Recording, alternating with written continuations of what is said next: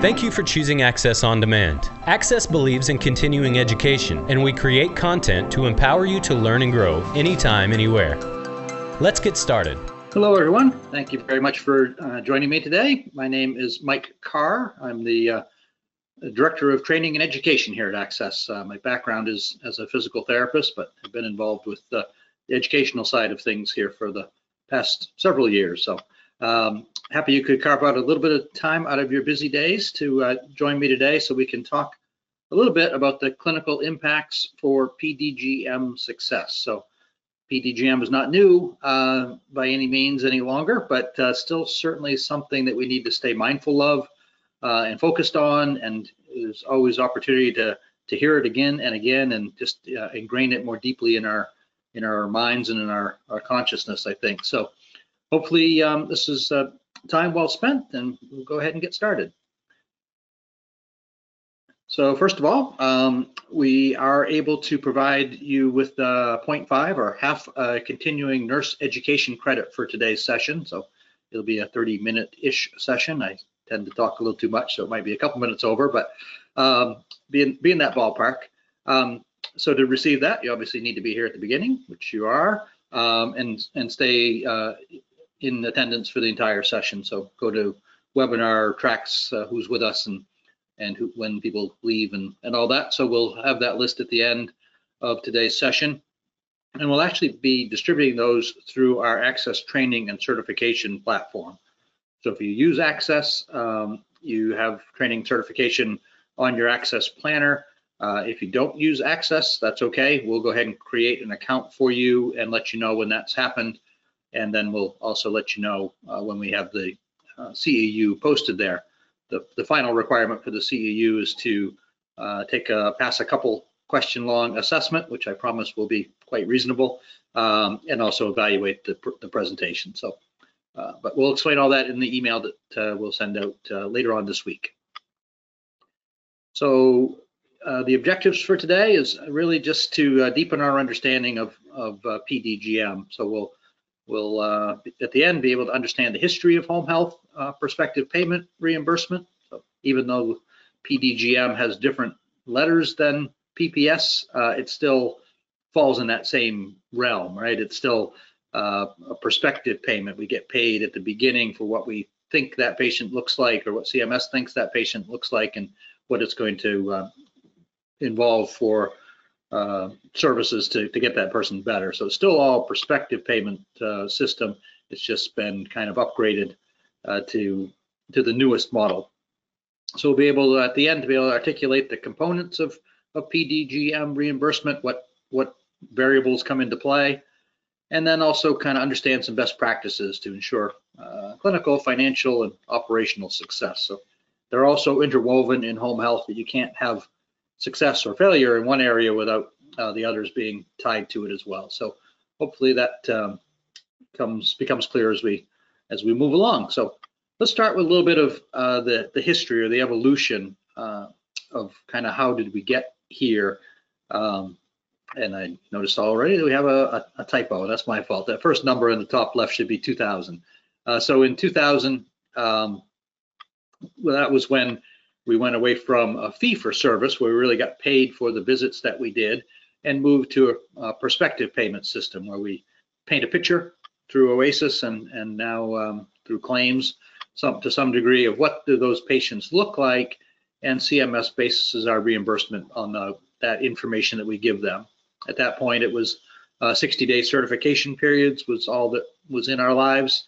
That's evolved too. So then in 2016, CMS rolled out this introduction of home health value-based purchasing, where it was really something that had been talked about for 20 years before that, at least, which was pay for performance, or P4P, if any of you guys remember that term, where they really wanted to find a way to reimburse agencies more who had good outcomes, and essentially fine agencies who didn't perform as well, who had poorer outcomes. So they put together this value-based purchasing pilot, rolled it out in 9 states, and it had tremendous success. It really met all the objectives that they had. It checked all the boxes.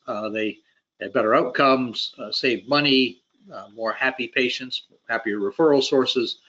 So they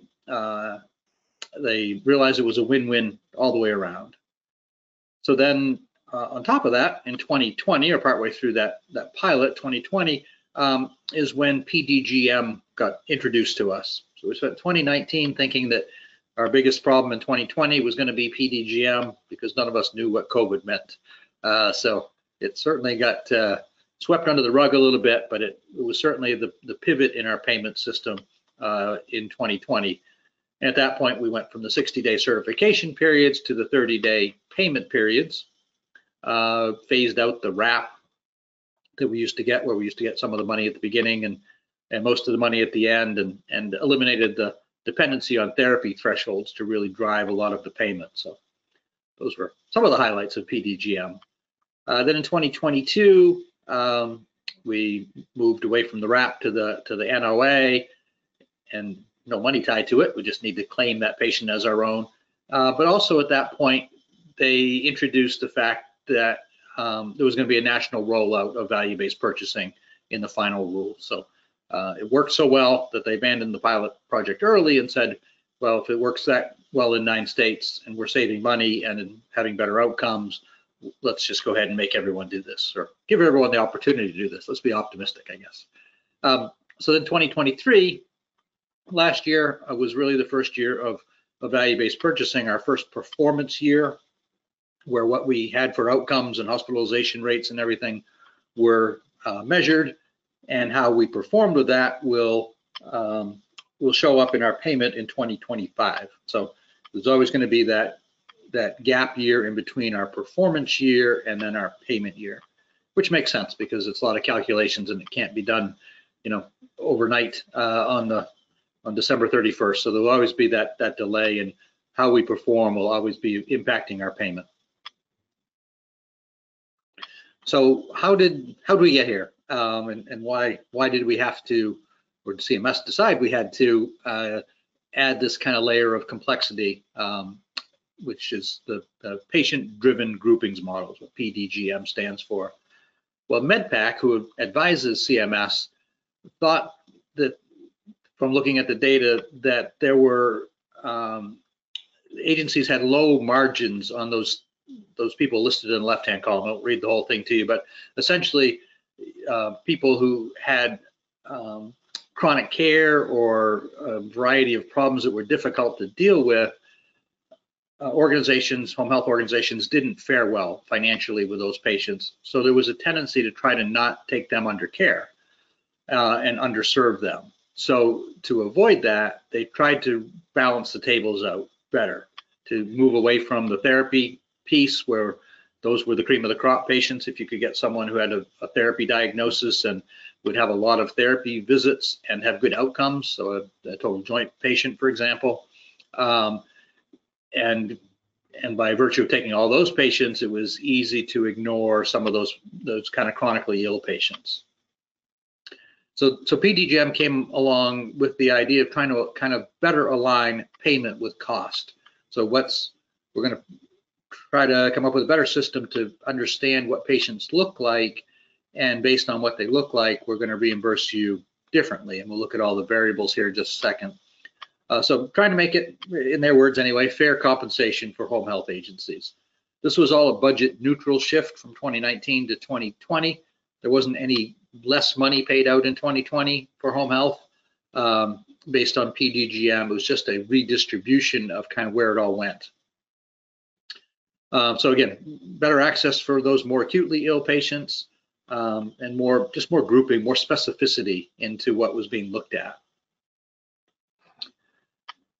So lots of things get put into the blender when you try to come up with PDGM reimbursement. I'm sure you all struggle with explaining this to new staff or to people at a cocktail party or whatever. Is how do you get paid? Oh, it's really hard to explain, but this is one of the simpler graphics that we could come up with.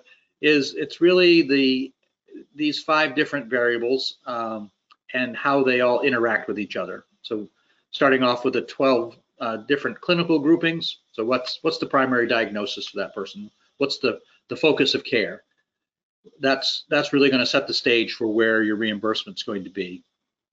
Then added on to that are timing options. Are they early or are they late? Early is just that first 30-day payment period, because again, some of this actually makes quite a bit of sense. That early payment period's when that patient is most acutely ill, right? They're either home from the hospital or they're just have been seen by the doctor and the doctor said you need to start home health care. So they're kind of at their worst in that first 30-day period. So your need for services go up. CMS recognizes that and also correspondingly will increase your reimbursement for that first 30-day period. That never happens again. Everything else is going to be a late payment period unless that patient goes away for more than 60 days and then comes back to you. So also two different things can happen about where that patient come from. Did they come from an institutional setting, meaning they were in the hospital in the preceding 14 days, or not? Did they just come from the community? Again, the supposition is that people who were in the hospital were sicker, therefore you'll get reimbursed a little bit more. Functional impairment, there's a low, medium, and high. Again, this is the variable that takes into consideration how much therapy patients need for the most part. So do they really struggle with their mobility, therefore having a high functional impairment? If so, then you'll get reimbursed a bit more to offset the cost for the therapy involvement. And then comorbidity is looking at all the secondary payment, or secondary diagnoses rather, to say, well, is there anything happening with this patient that's going to make it more challenging for the organization to get them better? So again, those can be none, low, or high. So as you multiply all those numbers together, 12 times 2 times 2 times 3 times 3, you come up with those 432 different permutations or HERG scores. HERG stands for Home Health Resource Group. So, and each of those gets reimbursed at a different level and has a different LUPA level associated with it. So let's kind of start with the clinical groupings. Again, not going to spend a lot of time on all these, but there's really just those 12 different categories listed down the left. A lot of them are medication management, teaching, and assessment, or MMTA, and that's a lot of nursing care, right, that are involved in those, and just evaluating what's wrong, teaching them about their medications, teaching them about their disease process, the care that we're very used to providing in home health. The other 5 are things that are a little bit more unique, maybe where someone's had an orthopedic injury or stroke or wounds or complex nursing interventions, things that are just kind of that next level up, or behavioral health care. So the primary diagnosis is going to fall into one of those 12 categories. There's no other options. And if we think about the reimbursement for each of these, and don't get hung up on the numbers here as much as the relationship, please. So the numbers are there if you ever need them, but kind of take it all with a grain of salt because it changes every year with the final payment. But on average, we can think of starting at that 30-day base rate at that $1,200, $1,231. But some of those you can see are higher than that. In the top left-hand corner, we have the neuro rehab, where that's an extra $330, that $1,462. So that's a more valuable patient from the revenue side, that if we have someone with neuro rehab, we're going to get reimbursed a little bit more, the wounds even more, the $1,800.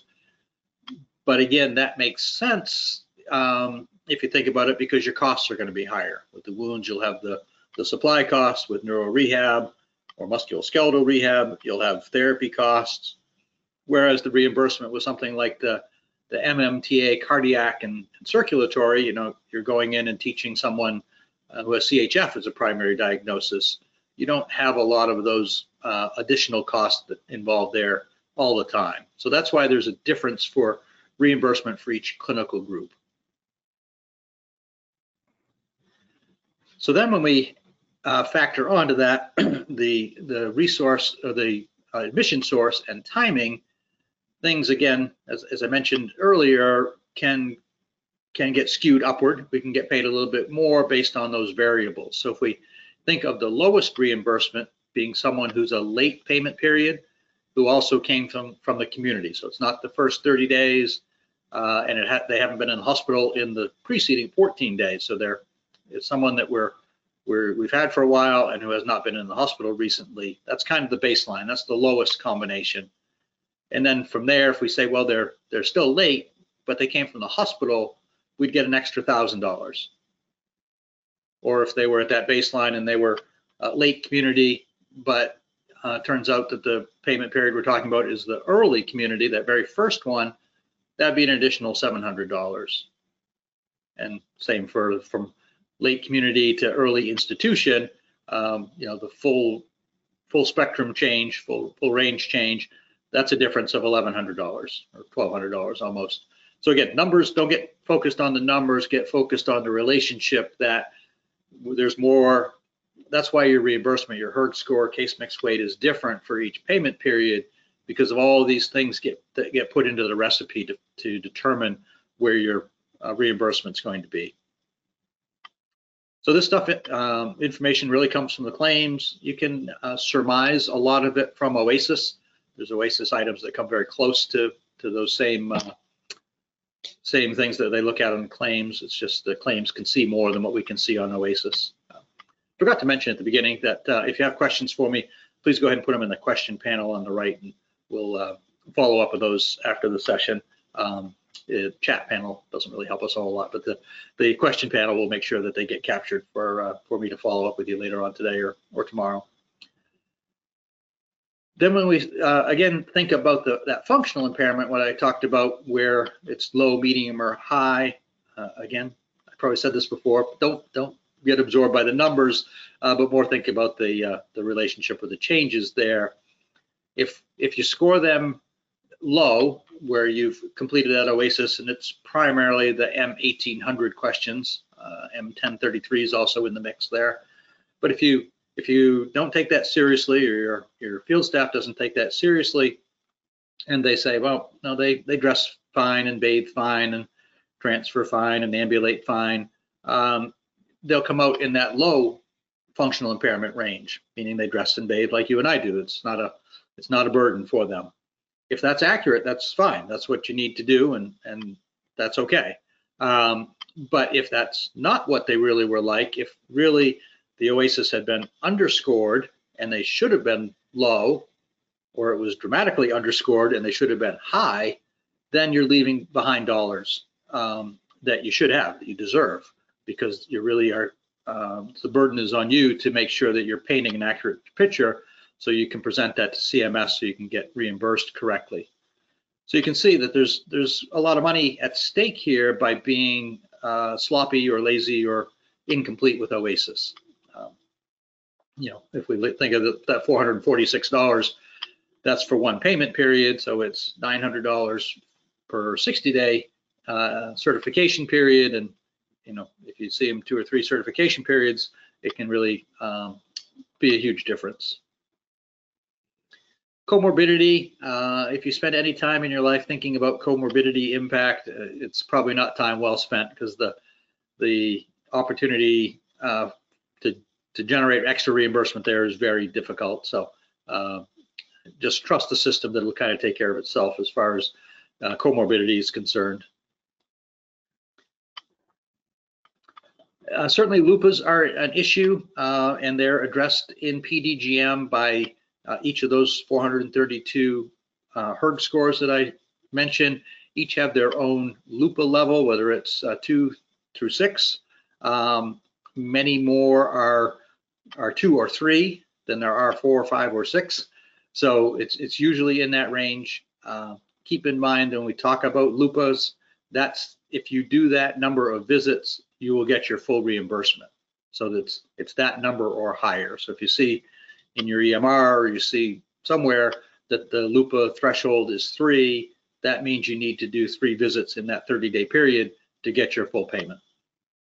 And you can see in the lower right there that if you don't do it, then you get paid on a per visit basis for the visits that you did do. So in this example we used, if you do 4 nursing visits in that first 30 days and the LUPA level had been 5, then you wouldn't get paid the $1,800 1864, you'd get paid closer to $600 and would be leaving behind, $1,200 just because of that one visit that you didn't do in the 30-day period. So episode planning, visit planning is very important to your financial and operational success. So LUPAs, the vast majority of LUPAs can be avoided with appropriate planning. Some can't if they're weird situations, but if you have issues with LUPAs, really visit that situation and strategize about how can I plan and schedule my visits better or change my care patterns slightly so that I can avoid those LUPAs. Some of them happen. I live in Maine. We have bad weather. Things happen, but you can't cancel visits. You need to reschedule visits to get the same outcomes and get the reimbursement that you deserve.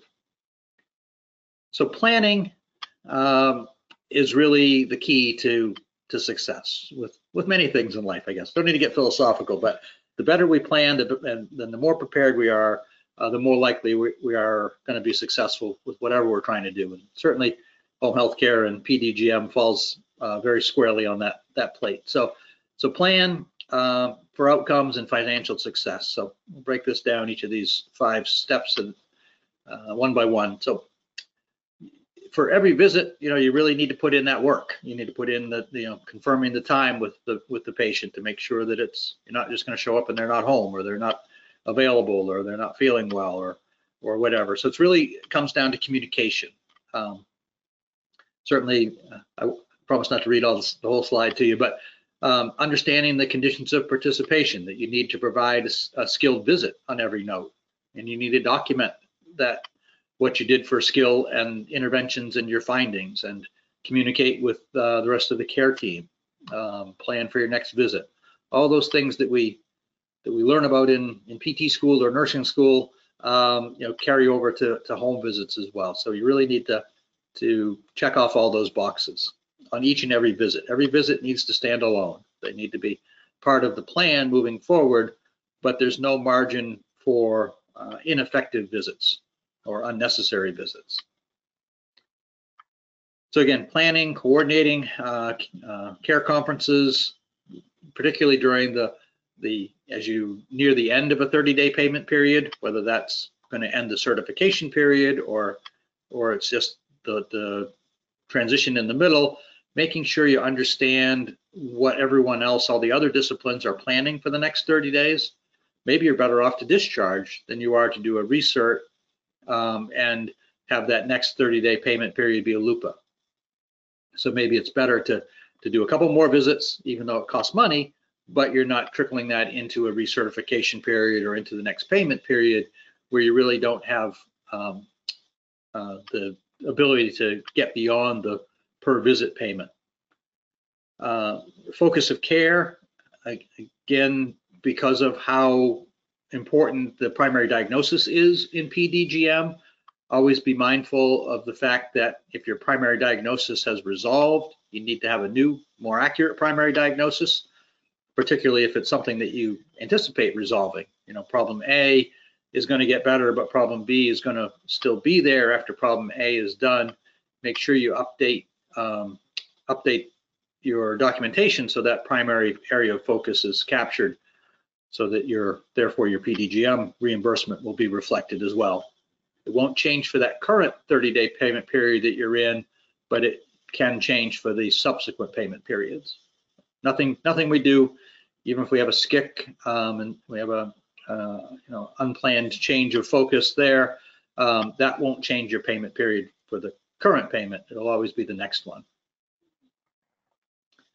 Again, manage effectively with thought and consideration to all the variables that are going on. What's happening this 30 days, what's happening the next 30 days, what's happening this 60-day certification period, what's my plan for the next certification period, is there anything I can do to get this patient better more quickly, or do I need to consider things like maintenance therapy, where maybe it's not advantageous for me to just pull the plug and leave today. Maybe it's going to be better for the patient, better for the operations, and better financially if we do maintenance therapy, which has certainly been approved by CMS and encouraged by CMS, that we can do maintenance therapy in the strategically correct situations where we stay involved with that patient and kind of manage their care.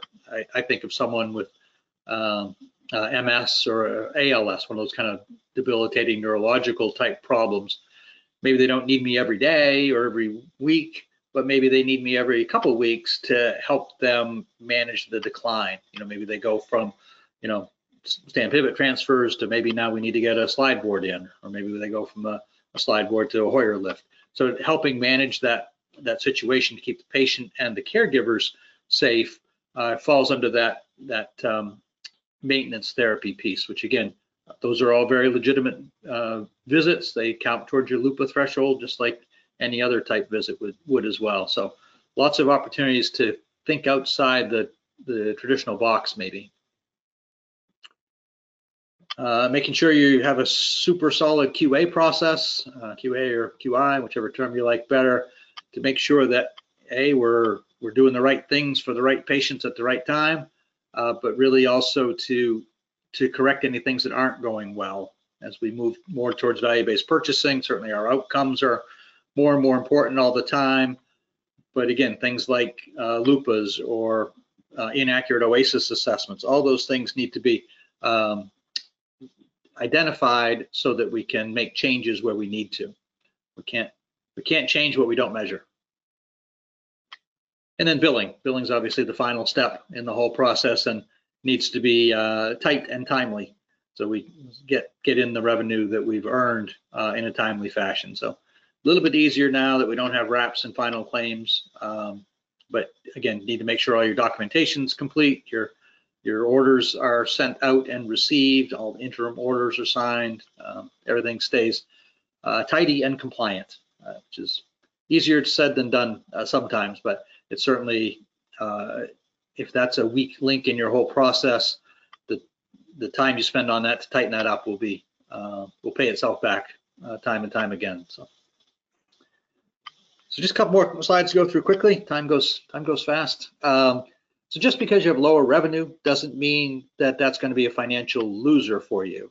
It comes down to management. What can we afford to do for this patient for this this payment period?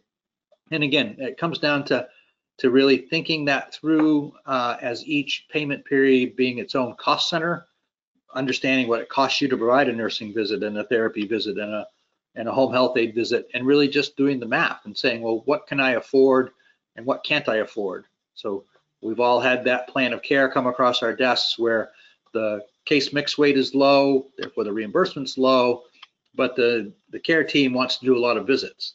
If those two pictures don't match, then we need to dig in and find out what's wrong. Do we need to do fewer visits, or do we not have a great picture of that patient, so therefore we don't have the reimbursement correct? So again, using people like LPNs as opposed to RNs all the time if you can, utilizing home health aides well, therapy assistants, all those things that may cost us a little less money but still give us quality care can all be very important variables. I don't like that slide. It's not pretty enough. So really just doing the math for what we're talking about is that just because we have cost doesn't mean it will be loss. We can do things like televisits or tele-touch points where maybe we're not doing anything too high tech. Maybe it's just a phone call, just touching in with that patient to make sure that everything's going okay.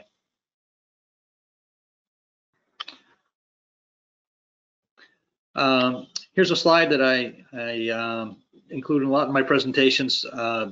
Feel free, these are available in the download section of GoToWebinar here, but download this, print this off, email it to your staff, or stick it on the wall. They probably don't come in very often, so sticking it on the wall is probably 20 years ago, but just driving home the importance of getting people to move when you're thinking about doing OASIS.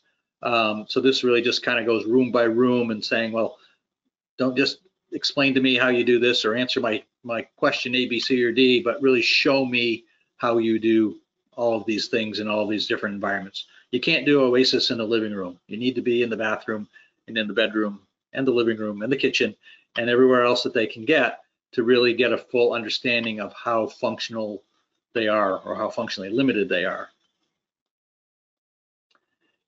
And here's another nice simple slide that, again, for people who are new to home health or just not really understanding OASIS scoring well, all of these options technically may be correct, but the more precise and the more accurate we are, the better. And that's why CMS produces their guidance manual that we all should have access to, and your field staff certainly should be familiar with and have access to.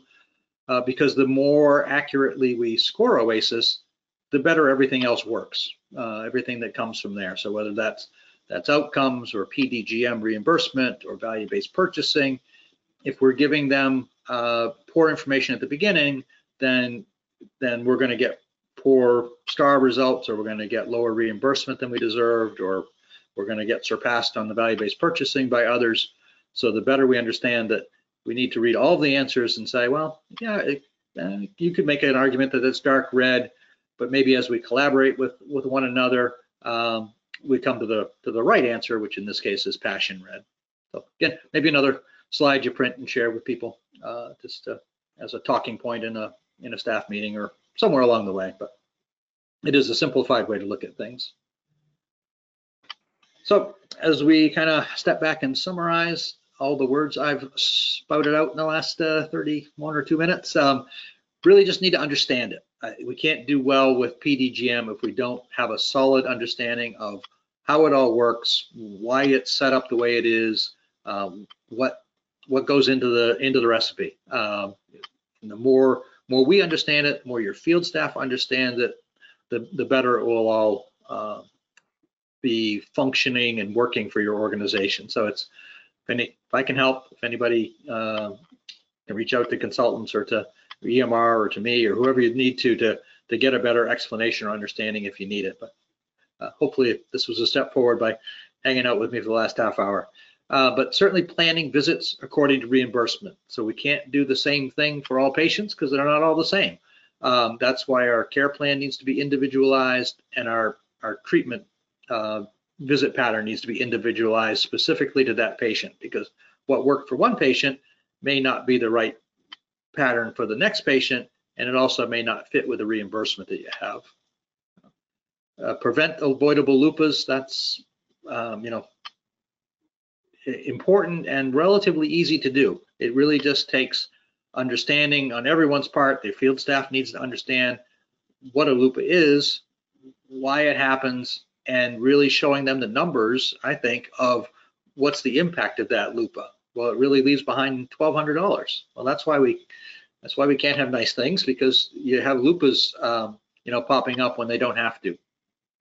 So again, I'm a firm believer that the field staff can't have their head in the sand and not understand the impact that what they provide for care, how that impacts the organization from a operational and financial perspective. Clinically, they get that part, but all the other pieces are so intertwined that they can't be oblivious to the fact that what they do matters to everything else.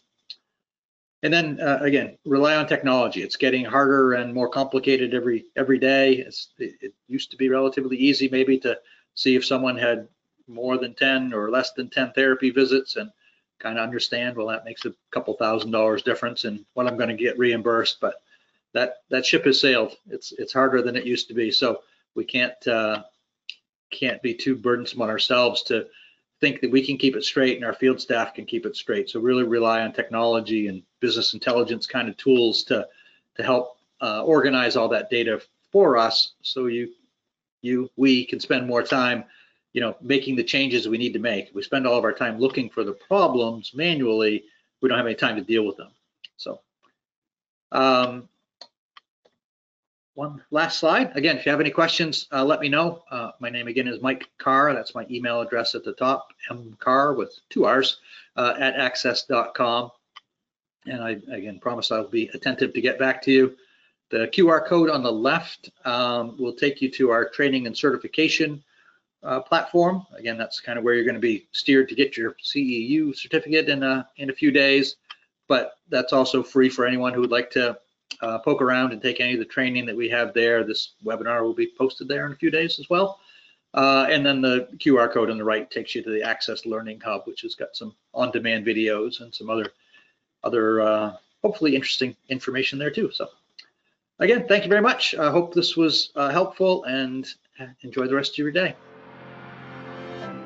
Thank you for joining our on-demand training today. Axxess is the only home healthcare technology company approved by the American Nurses Credentialing Center to offer continuing education credits and the most recommended home health software on Software Advice. You can watch more on-demand training videos through our industry-leading help center or at axxess.com, where you'll find tutorials, blogs, white papers, and answers to frequently asked questions.